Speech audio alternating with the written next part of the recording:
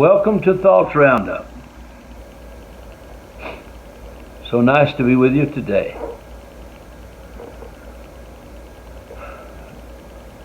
Folks ask me often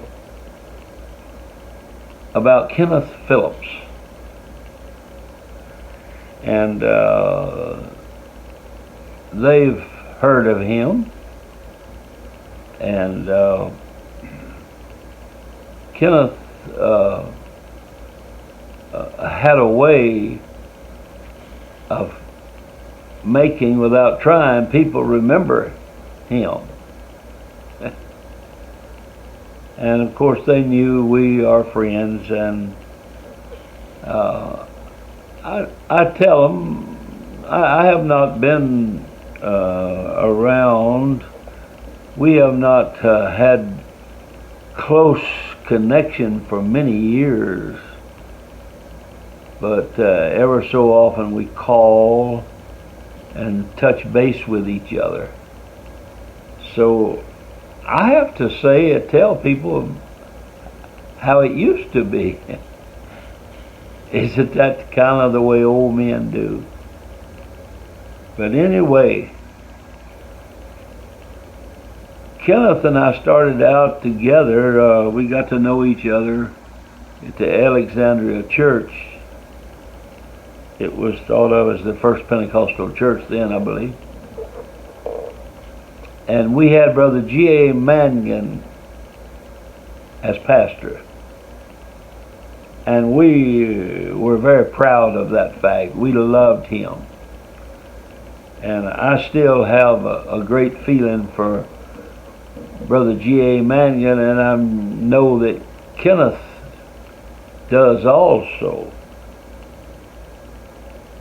Well, Kenneth and I, and Carl McKellar, who married Brother Urshan's daughter, the general superintendent, later, we went to ABI together.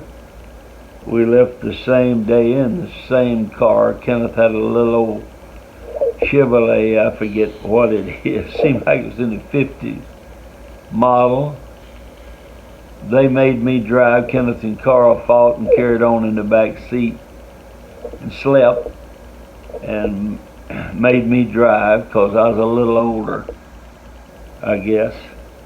Of course, somebody had to drive. You can't drive if you're fussing and fighting, and of course not real fussing, but carrying on. And now Kenneth, when we got to ABI, we found out that he was head and shoulders above everybody in English.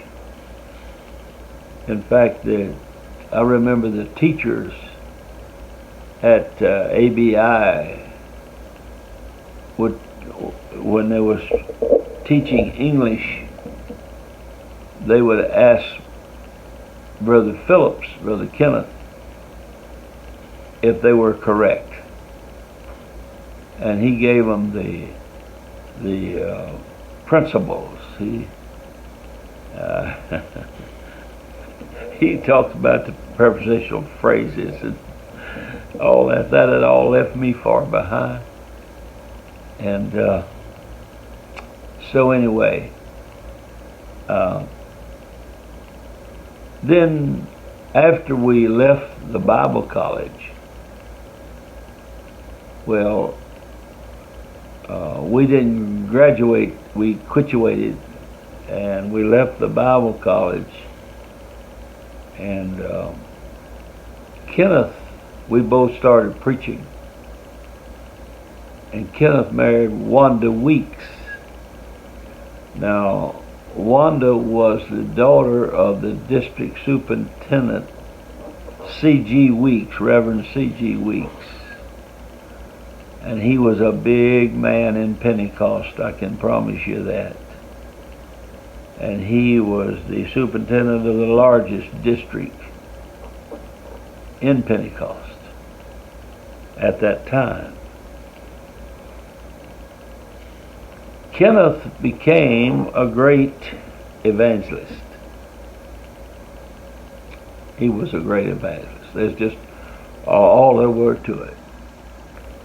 He'd go to a church and pray and preach, and it was said that he had to make everybody mad before he could get them glad. And they would get all stirred up, and then when they got all stirred up, he directed them in the right direction. And he almost always, had big revivals with large numbers of people being saved. Later, Kenneth pastored a church in Meridian, Mississippi for a little while. And then he went to Austin, Texas. Now you got to understand, that was a day he was preaching camp meetings, conferences. He preached the country. He and I was able to preach deeper life conferences together, and which I always enjoyed being with him. Tommy Kraft, he was a friend, close friend of Tommy Kraft in Jackson, Mississippi, and they toured the world together. There's a lot of stories there. There's a lot of laughs in some of their dealings. And but let me say, Kenneth was one of the greatest doctrinal preachers that I ever heard. And believe me, I've heard some of the best. August 5th, I'll be 87 years old, and I've heard some of the best. And Kenneth, you couldn't beat him preaching doctrine. And he made it so exciting, his preaching, because he was a wordsmith. He was a wordsmith. He could say it so pretty. And Wanda passed away a little after my wife, Joan, passed away. And there is no way of describing that feeling. And we might hear from each other once a year or maybe twice if we're lucky. But Kenneth called today. We didn't have to talk about Wanda and Joan because we both knew. We both knew. When I'm home, I sit and watch the walls. Too many hours. And I want to tell you, the paint's dry.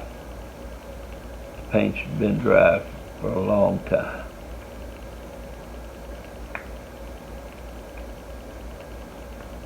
Kenneth. Yeah. Kenneth was witty. Oh, he was witty. There's no one more witty than Kenneth Phillips. I guess y'all can tell I like the guy. And no matter what happens, no matter how wide the creek might get between us,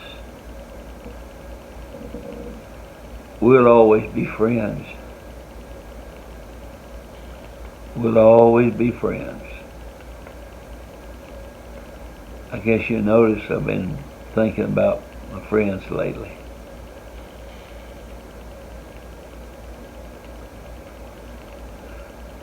Thank you. Thank you for being with me.